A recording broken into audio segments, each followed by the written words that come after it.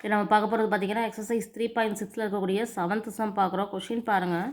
Pari needs 4 hours to complete your work. Paari needs 4 hours. Okay, his friend Yuvan needs 6 hours to complete the same work. அதே ஒர்க்கை வந்து யுவன் வந்து 6 hours எடுத்து செய்கிறான்.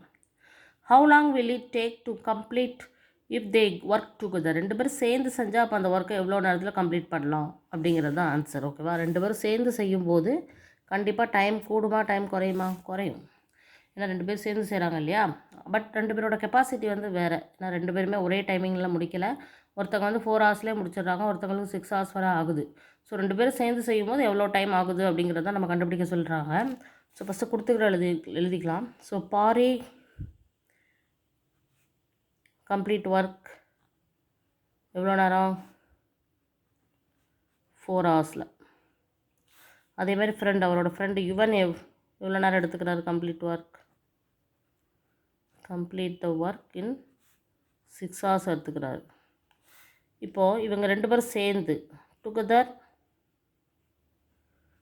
ரெண்டு பேரும் சேர்ந்து கம்ப்ளீட் பண்ணுற ஒர்க் வந்து வி டேக், நமக்கு தெரியாது அதான் கண்டுபிடிக்க போகிறோம். ஸோ அதை நான் எக்ஸ்ன்னு எடுத்துக்கிறேன். We take together complete work means X. இப்போ இதில் நல்லா பார்த்தீங்க அப்படின்னா டைமிங் வந்து எப்படின்னா, ஒருத்தர் செய்யும்போது ஆகிற டைமை விட ரெண்டு பேர் சேர்ந்து செய்யும்போது டைம் குறையும். அதே வந்து 3 பேர் இன்னும் சேர்ந்து செய்யும்போது அதை விட டைம் குறையும். ஸோ வேலையாட்களின் எண்ணிக்கை, அதாவது ஒர்க்கர்ஸோட எண்ணிக்கை, நம்பர்ஸ் ஆஃப் ஒர்க்கர்ஸ் வந்து அதிகரிக்கும் போது இன்க்ரீஸ் ஆகுது அப்படின்னா கண்டிப்பாக டைமிங் வந்து டிக்ரீஸ் ஆகும், குறைய தான் செய்யும். So this is the inverse proportion. ஓகேவா. ஸோ இன்வர்ஸ் ப்ரொப்போர்ஷன் அப்படிங்கும்போது இந்த ஒர்க்கிங்லாம் எப்படி ஆகும்னா இது 1/4ன்னு ஆகும். ஏன்னா அது இன்வர்ஸாக நம்ம எழுதுகிறோம். 1/6 hours, இது 1/x. ஓகேவா, எல்லாமே ஹவர்ஸில். இது இவ்வளோ ஹவர்ஸ் ஆகும், இது இவ்வளோ ஹவர்ஸ், இது இவ்வளோ ஹவர்ஸ்ன்னு சொல்லி. ஸோ இப்போ இதை தான் நம்ம வந்து ஈக்குவேட் பண்ணி நம்ம கண்டுபிடிக்க போகிறோம். ரெண்டு பேரும் சேர்ந்து அப்படிங்கிறதுனால 1/4 + 1/6 தான் என்னது 1/x. ஸோ இப்போ ரெண்டுக்கும் எல்சிஎம் எடுக்கும்போது 6 × 4 24 எல்சிஎம். ஸோ இங்கே 4 இருக்குது, 6ஆல் மல்டிப்ளை பண்ணணும். 1 6 are 6, 1 4 is 4 = 1/x இல்லையா. So 10/24 = 1/x. ஸோ இங்கே எக்ஸ் வரும்போது இங்கே 24/10ன்னு வரும். ஸோ எக்ஸ் அப்போ என்ன வரும்னு பாருங்கள். 1 2 2 2s are 4, 5 2s are 10. So 12/5 hours. இதுதான் நம்மளுக்கு தேவையான ஆன்சர், கிடைச்சாச்சு. ஸோ 12/5 hours ரெண்டு பேரும் சேர்ந்து செய்கிறதுக்கு டைம் ஆகும். பட் இது வந்து ஒரு இவ்வளோ டைம்னு நம்மளுக்கு தெரியல. இதை வந்து நம்ம கன்வெர்ட் பண்ணணும். ஓகேவா.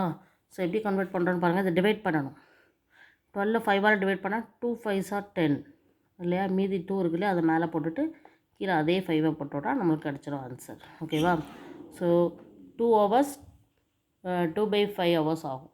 2 hours கொஞ்சம் கூடுதலாக ஆகும்னு சொல்கிறாங்க. ஓகேவா, அவ்வளோ டயத்தில் முடிச்சிடலாம். ஸோ இதுதான் ஆன்சர். இது இன்னுமே நம்ம வந்து இந்த 2/5ஐயும் நம்ம வந்து டிவைட் பண்ணோன்னு வைங்களேன். ஸோ ஒரு 0 சேர்க்கும்போது நம்மளுக்கு பாயிண்ட் வந்துடும். ஸோ 2.4 hours ஆகும். ஸோ இதுதான் ஆன்சர். ஓகேவா. 2.4 hoursனால் 2 hours 40 minutes அந்த மாதிரி ஞாபகம் வச்சுக்கலாம். ஓகேவா. ஸோ ரெண்டு பேரும் சேர்ந்து செய்கிறதுக்கு இவ்வளோ டைம் ஆகும் அப்படின்னு நம்ம தெரிஞ்சுக்கிறோம். ஓகேவா. ஸோ இதில் எப்படி செய்கிறோன்னு தெரியுதா. ஒருத்தங்க வந்து 4 hours எடுத்துக்கிறாங்க, இன்னொருத்தங்க 6 hours எடுத்துக்காங்க. அந்த பர்சன்ஸை ரெண்டு பேரும் சேர்ந்து செய்ய சொல்லும்போது அந்த ஒர்க் எவ்வளோ நேரத்துலேயே முடிஞ்சிடுது? 2 hours 2.5 hours கிட்டத்தட்ட முடிஞ்சிச்சு இல்லையா. ஸோ இதுதான் நம்ம கண்டுபிடிக்க வேண்டியது. Very simple. ஜஸ்ட் இந்த இன்வர்ஸ் ப்ரொப்போர்ஷனுங்கிற கான்செப்ட் படி 1/4 + 1/6 = 1/x. ரெண்டு பேரும் சேர்ந்து பிடிக்கிறது தான் 1/xன்னு எடுத்துக்கிறோம். ஓகேவா. ஸோ எல்சிஎம் எடுத்து சிம்பிளிஃபை பண்ணோன்னா நம்மளுக்கு டைம் கிடச்சிருச்சு. Okay. So very simple. Okay, thank you.